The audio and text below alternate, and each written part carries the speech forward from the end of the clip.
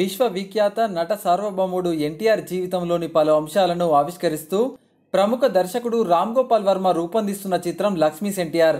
GV film పతాకంపై రాకేష్ రెడ్డి, దీప్తి బాలగిరి నిర్మించిన ఈ సినిమాను మార్చి 22న ప్రేక్షకుల ముందుకు తీసుకొస్తున్నారు. ఈ విషయాన్ని వర్మ ట్విట్టర్ వేదికగా ప్రకటిస్తూ సినిమా పోస్టర్ను అభిమానులతో పంచుకున్నారు.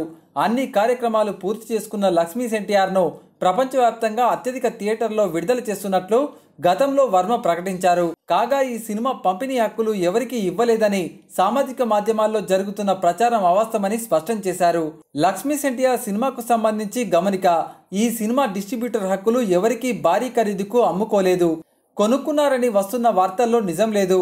ఎవరు ఎంతకు కొనుగోలు చేయబోతున్నారన్న వివరాలను నేను జీవీ ఫిలిమ్స్ త్వరలో ప్రకటిస్తాం అని ట్విట్టర్ వేదికగా వర్మ పేర్కొన్నారు. ఇప్పటికే విడుదలైన ఈ చిత్ర ట్రైలర్కు సినిమాలోని వెన్నుపోటు తొలిపాటకు విపరీతమైన స్పందన వచ్చింది.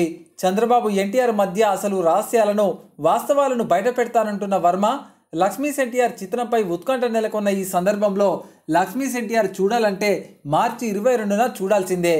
లక్ష్మీస్ ఎన్టీఆర్ చిత్రంతో మార్చి 22న చంద్రబాబు భాగోతాన్ని బయటపెడతానంటున్నాడు వర్మ.